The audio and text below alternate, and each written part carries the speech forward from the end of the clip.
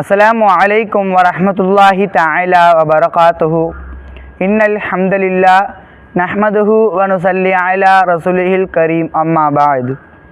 மக்கள் மனம் மலர தினமும் ஒரு ஹதீஸ் தொடர் என்ற தலைப்பில் அல்லாஹுடைய அளப்பெரும் கிருபையால் நாம் நாளும் ஒரு ஹதீஸை கற்றுக்கொண்டிருக்கின்றோம்.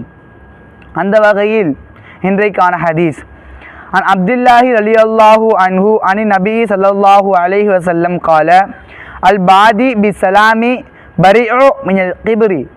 ரசூலுல்லாஹி ஸல்லல்லாஹு அலைஹி வஸல்லம் சொல்லி காமித்ததாவது அப்துல்லாஹ் ரலியல்லாஹு அன்ஹு அவரை தொட்டும் அறிவிக்கப்படுகின்ற இந்த ஹதீஸ். அல் பாதியு பிஸ்ஸலாமி பரிஉ மினல் கிப்ரு.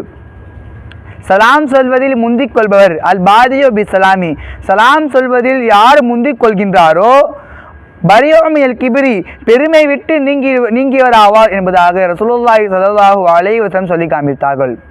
ஏன் ரசூலுல்லாஹி ஸல்லல்லாஹு அலைஹி வஸல்லம் சொல்லி காமித்தார்கள் என்றால், சலாம் சொல்வதற்கும் பெருமைக்கும் என்ன சம்பந்தம் என்று கேட்டீர்கள் என்றால், ஒருவர் இருக்காரு, அவரிடமே நாம் சலாம் சொன்னால் நம்முடைய கிபுரு அந்த இடத்துல அடி வாங்கிடும்.